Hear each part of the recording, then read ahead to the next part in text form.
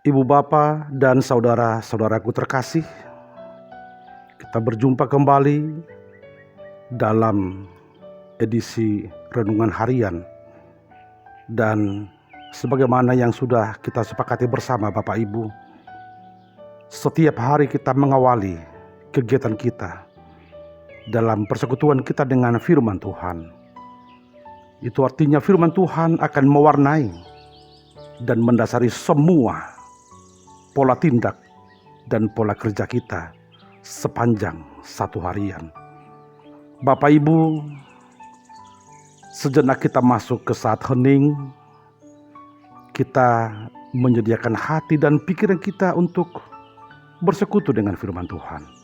Mari Bapak Ibu, kita bersatu di dalam doa. Kita berdoa. Damai sejahtera Allah yang melampaui segala akal dan pikiran manusia, itulah kiranya yang menguasai hati dan pikiranmu di dalam Yesus Kristus. Amin.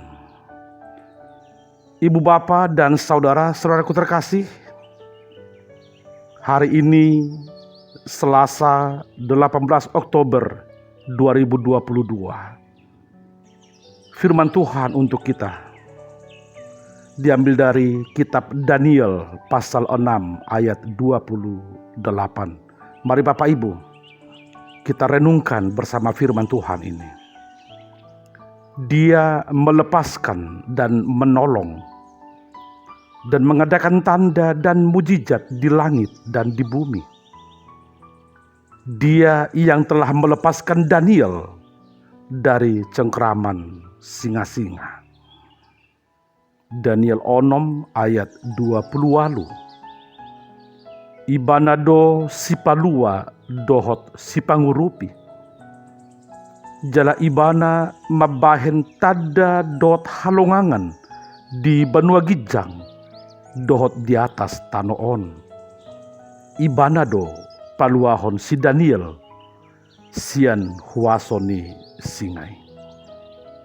Dia melepaskan dan menolong dan mengadakan tanda dan mujizat di langit dan di bumi. Dia yang telah melepaskan Daniel dari cengkeraman singa-singa. Demikian firman Tuhan. Tuhan Sang Penyelamat. Ibu bapa dan saudara-saudaraku, saya mau membuka renungan ini dengan satu analogi yang sangat sederhana. Suatu hari satu rombongan mengadakan perjalanan dengan naik mobil angkutan umum. Dan naas tidak bisa dihindarkan Bapak Ibu. Di tengah perjalanan, tiba-tiba mobil ini terperosok. Dua ban dari mobil ini, yaitu depan sebelah kanan dan belakang sebelah kanan, sudah dalam posisi menggantung. Padahal di sebelah kanan ada jurang yang begitu dalam. Saudaraku, melihat posisi mobil yang sudah begitu membahayakan dan kritis, orang yang melihat langsung mengambil kesimpulan mobil ini akan terjun bebas ke jurang yang dalam itu. Lalu bagaimana dengan penumpangnya? Tentu semua mereka akan masuk jurang dan mungkin akan banyak yang mati. Dan penumpang di dalam pun Bapak Ibu sudah pasrah. Ada yang histeris, ada yang menangis, ada yang berdoa, ada yang bernyanyi. Segala cara, segala respon mereka lakukan di saat yang sudah sangat kritis.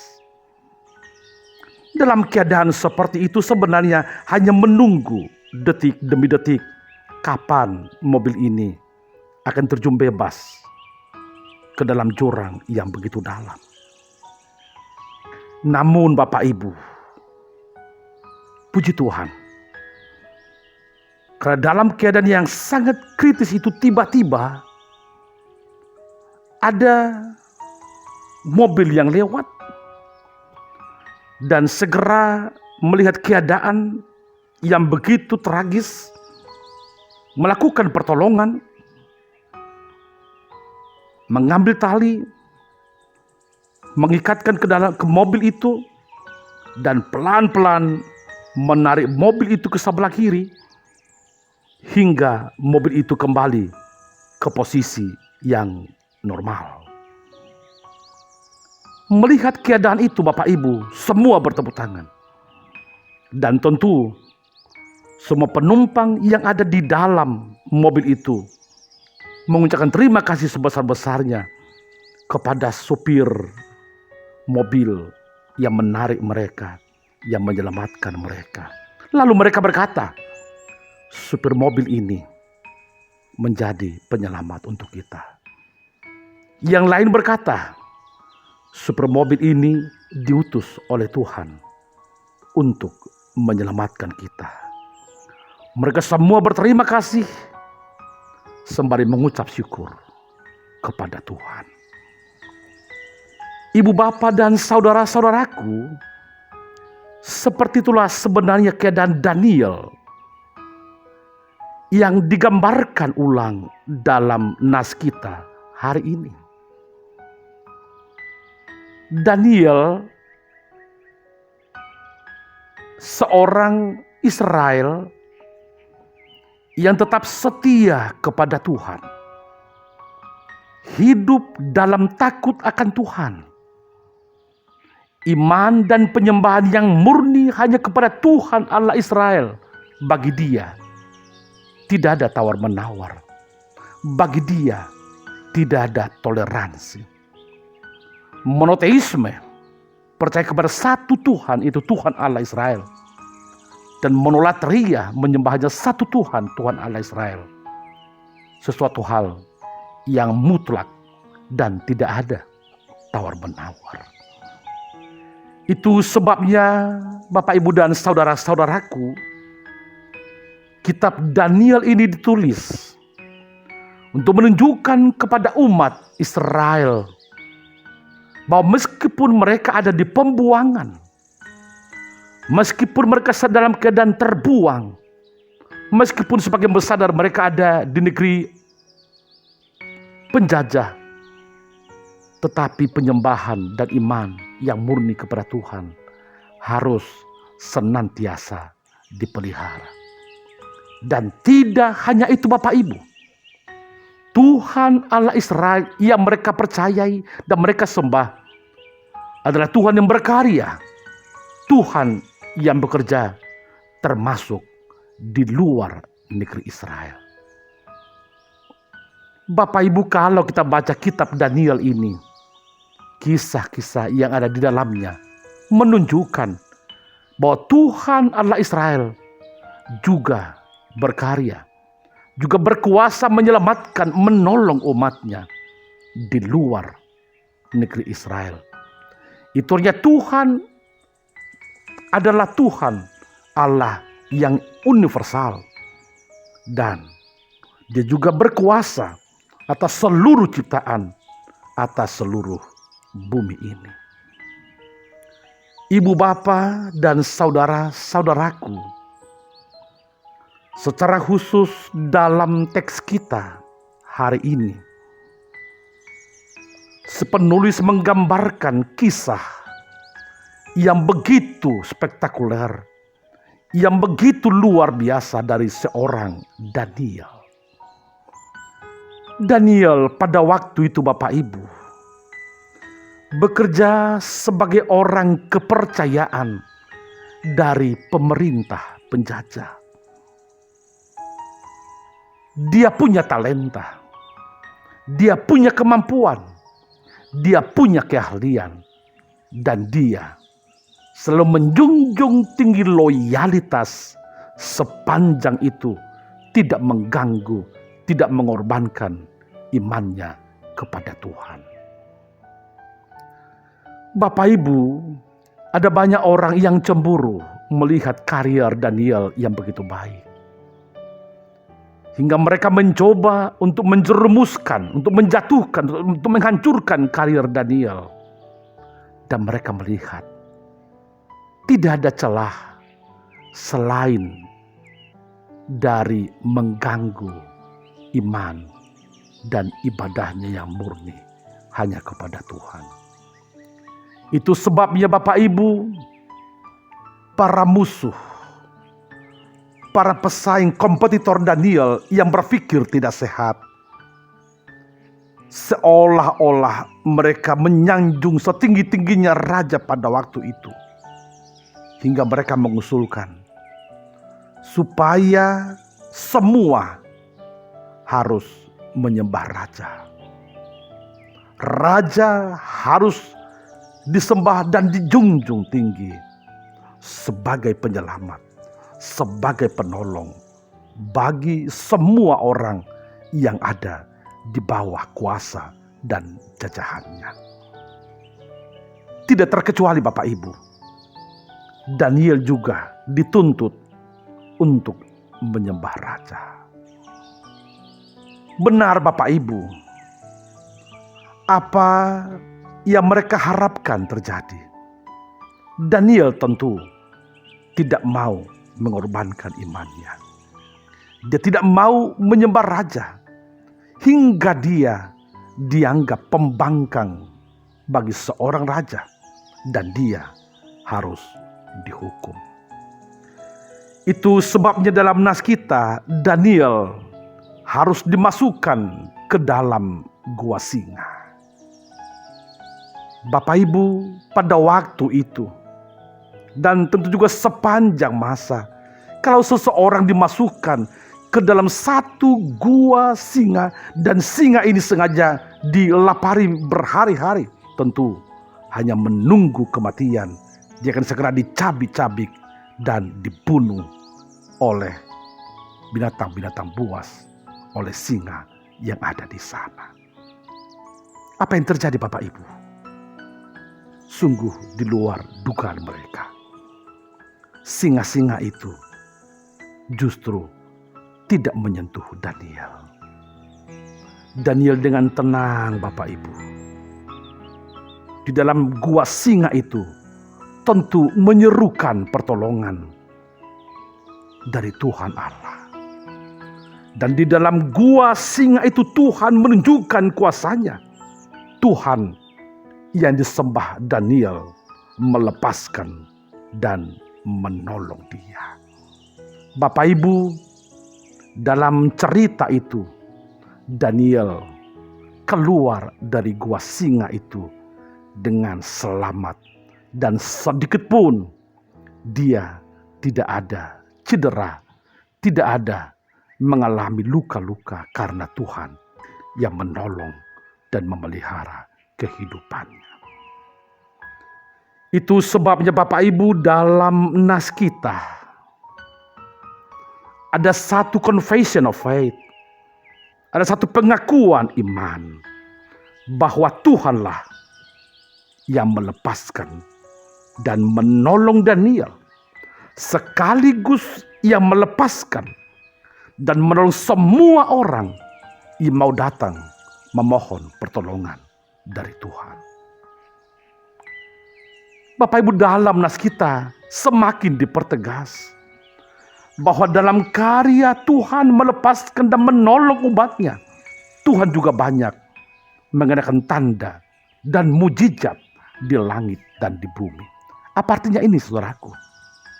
Artinya ialah dalam upayanya menyelamatkan, melepaskan, menolong umatnya, Tuhan seringkali melakukan tindakan yang tidak bisa dijangkau oleh pikiran dan logika manusia. Sungguh Bapak Ibu, manusia dengan logika, dengan pemahaman, dengan rasio yang sungguh terbatas, seringkali tidak mampu memahami cara Tuhan bertindak. Bapak Ibu, itu sebabnya bagi setiap orang percaya dibutuhkan iman kepada Tuhan. Dan dalam hal ini, iman ialah sebuah keyakinan akan kuasa dan kemampuan Tuhan menolong seseorang di luar jangkauan rasio dan pikirannya.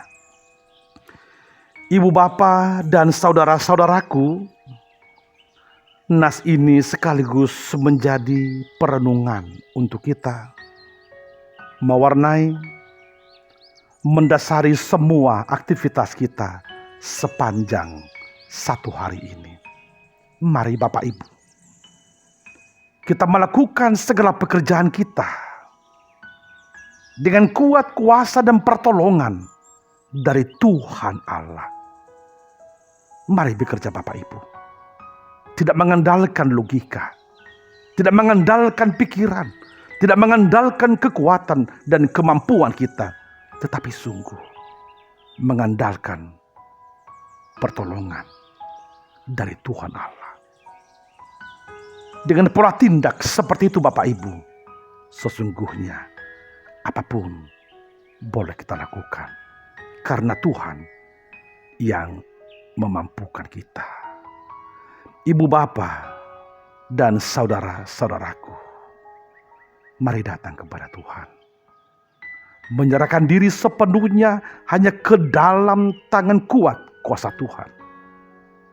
Hingga kita boleh melakukan segala hal, termasuk hal yang bagi kita tidak mungkin kita lakukan, karena Tuhan yang memampukan kita.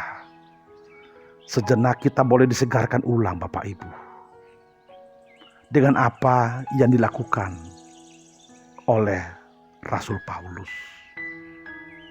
Paulus mengalami keadaan yang tidak biasa. Ada duri dalam daging, ada gangguan dalam tubuhnya yang melemahkan tubuhnya. 3 kali dia memohon kesembuhan dari Tuhan Allah. Apa yang terjadi Bapak Ibu? Tuhan menjawab permohonannya, bukan sesuai dengan keinginan dia, tetapi jadilah sesuai dengan kehendak Tuhan. Daniel lemah, tetapi justru dalam keadaan lemah, dia beroleh kekuatan yang daripada Tuhan Allah. Hingga dia Bapak Ibu menyaksikan dengan imannya, dalam kelemahanku aku beroleh kekuatan. Bapak Ibu, ini juga menjadi kesaksian kita, menjadi pernyataan iman kita. Dalam kelemahan kita, kita beroleh kekuatan dari Tuhan Allah, hingga kita boleh melakukan segala hal yang seturut dengan kehendak Tuhan. Mari Bapak Ibu, kita serahkan hidup kita sepenuhnya hanya ke dalam tangan Tuhan. Saya mau tutup renungan ini dengan satu pesan dari seorang teolog yang bernama Martin Niemöller. Martin Niemöller berkata, Bapak Ibu, marilah hidup dalam keterhubungan dengan Tuhan. Mari masuk selalu di dalam doa, memohon kekuatan dan pertolongan Tuhan. Kalau kita melakukan ini, maka kita akan beroleh kekuatan lebih besar dari apa yang kita bayangkan. Bapak Ibu, pesan ini juga boleh kita renungkan ulang, kita maknai di dalam kehidupan kita, hingga kita boleh melakukan segala pekerjaan kita satu hari ini dengan nyaman, dengan sukacita, dan dalam pujian hanya kepada Tuhan. Selamat berkarya, selamat bekerja, Tuhan memberkati. Amin.